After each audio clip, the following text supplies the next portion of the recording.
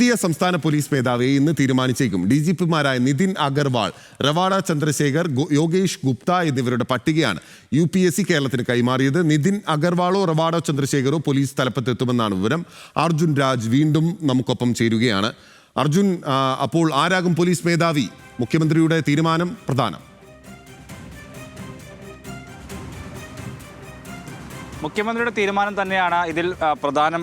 ബിനിൽ, പ്രധാനപ്പെട്ട പരിഗണന നിതിൻ അഗർവാളിനാണെന്ന് പറയേണ്ടി വരും. കാരണം ഈ 3 പേരുകളിൽ ഏറ്റവും പ്രഥമ പരിഗണന നൽകുന്നത് നിതിൻ അഗർവാളിനാണ്. അദ്ദേഹം റോഡ് സുരക്ഷാ കമ്മീഷണറാണ്.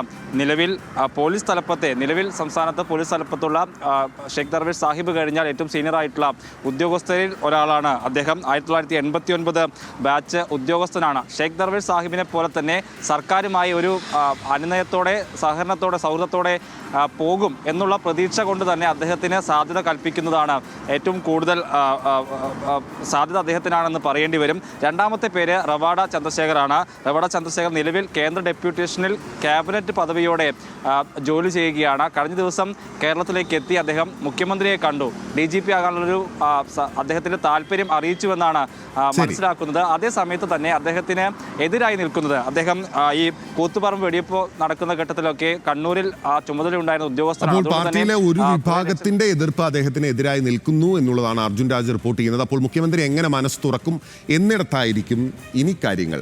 ആരായിരിക്കും DGP എന്ന് ഇന്ന് ഒരു പക്ഷേ അറിയാം.